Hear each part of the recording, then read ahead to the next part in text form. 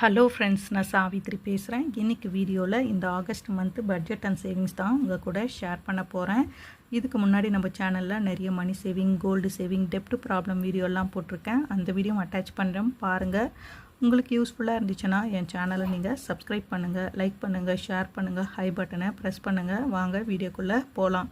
எப்போவுமே சேல்ரி வந்த உடனே அந்த சேல்ரியிலேருந்து ஒரு 10% எடுத்து நாங்கள் கடவுளுக்காக வச்சுருவோம். ஏன்னா நம்ம அந்த மாதம் முழுசும் ஜாப் பண்ணி அதனால் சம்பாதிக்கிறோம். அதுக்கு கடவுள் தான் நம்மளுக்கு ஸ்ட்ரென்த்தை கொடுக்குறாரு. அதனால் அவருக்கு நன்றி சொல்கிற விதமாக நாங்கள் ஒரு 10% எடுத்து சேல்ரியிலேருந்து வச்சுருவோம். அதுக்கப்புறம் தான் மற்ற செலவுகளுக்கான பணத்தெல்லாம் நாங்கள் யூஸ் பண்ணுவோம். 2 பேருமே நாங்கள் பட்ஜெட்டை ஷேர் பண்ணுவோம். என் ஹஸ்பண்ட் சில செலவுகளுக்கான பணத்தை அவர் வச்சுப்பார். நான் செலவு பண்ணக்கூடிய செலவுகளுக்கு என்கிட்ட பணத்தை கொடுத்துருவார். இது மாதிரி தான் எங்கள் வீட்டில் பட்ஜெட்டு போடுவோம். ஃபஸ்ட்டு என் ஹஸ்பண்ட் என்னென்ன செலவுகள்னால் பண்ணுவார்னா, ரெண்ட்டு கொடுப்பாரு. Rent 13,500 EB 2,000. எப்போவுமே 1,000, 700 அப்படி தான் வரும். இப்போ டெலிவரி ஆனதுனால வீட்டில் நாங்கள் கொஞ்சம் பேர் இருக்கிறோம். அதனால் எக்ஸ்ட்ரா எங்களுக்கு EB வருது. கேஸு 1,000 எடுத்து வச்சாச்சு. ஆல்ரெடி கேஸ் ஒன்று போய்கிட்டு இருக்கு, இன்னொன்று ஃபுல்லாக தான் இருக்குது. போய்கிட்டு இருக்க கேஸு காலி ஆகிடுச்சுன்னா உடனே புக் பண்ணுறதுக்காக 1,000 எடுத்து வச்சுருவோம்.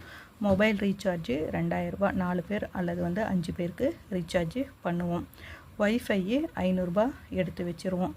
போன ஜூன் மந்த்து தான் நாங்கள் ஒய்ஃபை ரீசார்ஜ் பண்ணோம், 3 மந்த்துக்கு ஒன்ஸு. இப்போ ஜூலை, ஆகஸ்ட்டு, செப்டம்பர் லாஸ்ட்டாக தான் ரீசார்ஜ் பண்ணுற மாதிரி இருக்கும். அதனால் 500 1,500 எடுத்து 3ஆவது மாதம் ரீசார்ஜ் பண்ணுறதுக்காக, அதாவது செப்டம்பர் மந்த்து ரீசார்ஜ் பண்ணுறதுக்காக இந்த மாதம் எடுத்து வச்சாச்சு. TV subscription Netflix 800. அதில் புது படம்லாம் வரும் இல்லையா, அதெல்லாம் வீட்லேயே பார்த்துப்போம். ஏதாவது குழந்தைங்க படம் அப்படின்னும் போது மட்டும்தான் எங்கள் பாப்பாவை கூப்பிட்டு தேட்டருக்கு போய் பார்ப்போம். நெக்ஸ்ட்டு பெட்ரோலுக்கு 1,000 எடுத்து வைப்போம். இப்போ பார்த்திங்கன்னா பெட்ரோல் போட மாட்டோம், ஆட்டோவில் தான் போகிற மாதிரி இருக்குது. ஏன்னா என் ஹஸ்பண்டுடைய பைக்கு ராஜஸ்தான் பைக்குன்றதுனால எங்கள் மகாராஷ்டிராவில் நோ அப்ஜெக்ஷன் லெட்டர் கேட்குறாங்க. அது இல்லாததுனால எங்களால் பைக்கை யூஸ் பண்ண முடியல. என் ஹஸ்பண்டும் ஆஃபீஸு போகிறது கிடையாது, பைக்கில் ஆட்டோலேயே போகிறாரு. மாதத்துக்கு 13 நாள் ஆட்டோவில் போவார். அதுக்கு 1,000 அந்த பணத்தை யூஸ் பண்ணிப்பார். ஆஃபீஸ் எக்ஸ்பென்சஸ் 3,000 கொலீக்ஸுக்கு அல்லது ஏதாவது ஃபெஸ்டிவல் ஃபங்க்ஷனுக்கு ஷேர் பண்ண சொன்னாங்கன்னா அந்த பணத்தை யூஸ் பண்ணிப்பார். 3,000. Insurance first health, accidental, life insurance ஒரு 3+2, நாங்கள் 3 பேர் ப்ளஸ் 2 பேரண்ட்ஸு, மொத்தம் 5 பேருக்கு இன்சூரன்ஸு நாங்கள் மாதமான பே பண்ணுறோம். இந்த வருஷம் எக்ஸ்ட்ரா ஒருத்தர் எங்கள் சின்ன பாப்பா பிறந்திருக்கிறதுனால பாப்பாவுக்கும் நாங்கள் ஆட் பண்ணுவோம். அது பார்த்திங்கன்னா நவம்பர் மந்த்து தான் இன்சூரன்ஸு நாங்கள் ரெனியூவல் பண்ணுற மாதிரி இருக்கும். எங்களுக்கு இப்போது இன்சூரன்ஸுக்கு எதுவும் பணம் பே பண்ண வேண்டியதில்லை. 5 பேருக்கு மட்டும்தான் இப்போ இன்சூரன்ஸ் இருக்குது. நவம்பர்லேருந்து 6 பேராக மாறிடும் இன்சூரன்ஸு. இது என்னுடைய ஹஸ்பண்டு செலவு பண்ணக்கூடிய செலவுகளுக்கான பட்ஜெட்டு. இப்போ ஒய்ஃபாக நான் என்னென்ன செலவுகளுக்கு பணத்தை எடுத்து வைப்பேன் பட்ஜெட்லன்னு பார்த்திங்கன்னா, கிராசரி 3,000 கிராசரி ஒதுக்கியிருக்கேன். எவ்வளோ ஆகும்னு சொல்லிவிட்டு இந்த மாதம் கிராசரி வாங்கின பில்லோடு அவங்க கூட ஷேர் பண்ணுறேன். Weekly expenses 2,000. Milk basket 1,000. இந்த மாதத்துலேருந்து மில்க் பேஸ்கெட்டில் மில்க் வாங்க வேணான்னு இருக்கேன். ஏன்னு பார்த்திங்கன்னா இப்போல்லாம் ஸ்மால் கார்ட் ஃபீஸுன்னு ஒன்று போடுறாங்க. நம்ம 30 ரூபாய்க்கு ஒரு பால் பேக்கெட் வாங்கினாலும் அதுக்கு 15 ரூபா ஸ்மால் கார்ட் ஃபீஸுன்னு போடுறாங்க.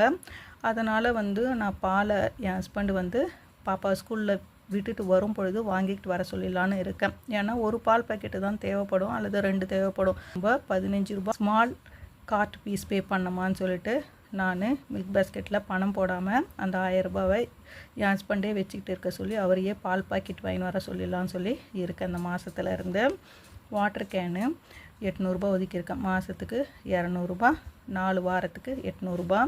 School fees 64,000. நாங்கள் 33,000 வரலும் பே பண்ணிட்டோம். இந்த மந்த்து 5,000 பே பண்ணோம்னா 38,000 ஆகிடும்.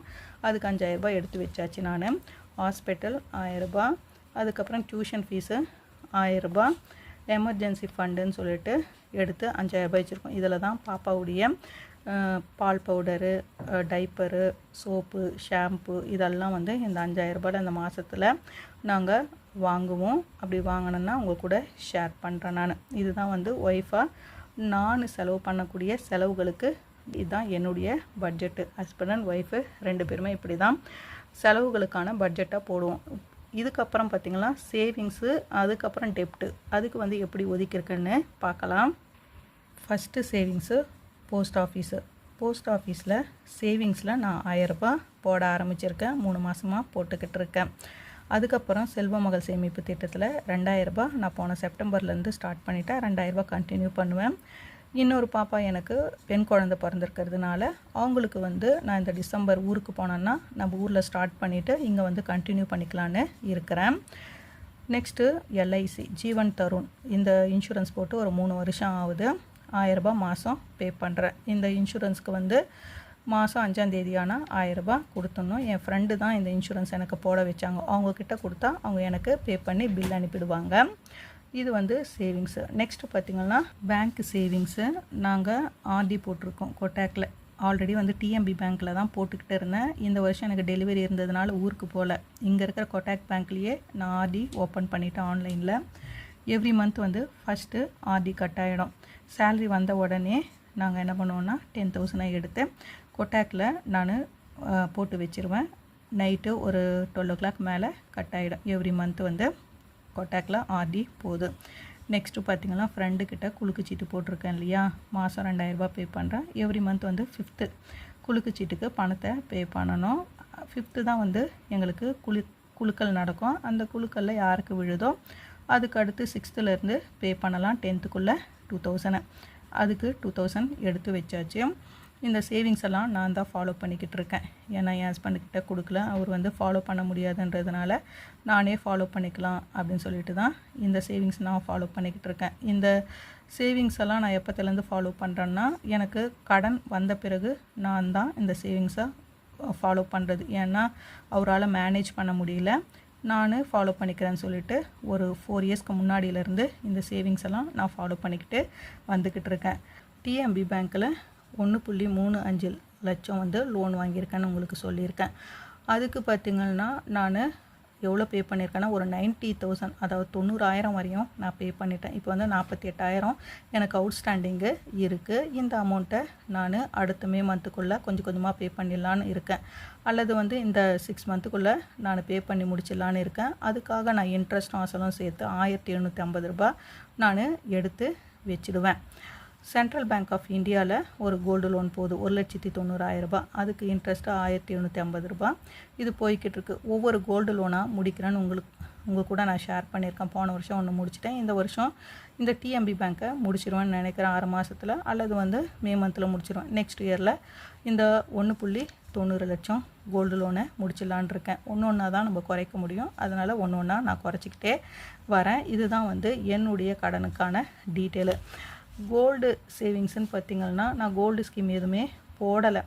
ஏன்னு வந்து பார்த்திங்கன்னா கோல்டு ஸ்கீம் போட்டோம்னா நம்ம ஊரில் போய் வாங்க வேண்டியதாக இருக்கும். அந்த டைமுக்கு நம்ம இருக்க மாட்டோம். அதுக்கப்புறம் அது வந்து பணமாக வாங்கிக்கோங்கன்னு சொல்லுவாங்க. எதுக்கு அந்த ரிஸ்க்குன்னு சொல்லிட்டு என்கிட்ட பணம் இருந்துச்சு, அல்லது வந்து வீட்டு செலவுலலாம் நான் சேவ் பண்ணேன்னா அந்த அமௌண்ட்டுக்கு நான் டைரெக்டாகவே 1 கிராம் 2 கிராம்னு சொல்லிட்டு இங்கே பூனேலேருந்தே ஜிஆர்டிக்கு நான் ஆர்டர் போட்டு வாங்கிடுறேன்.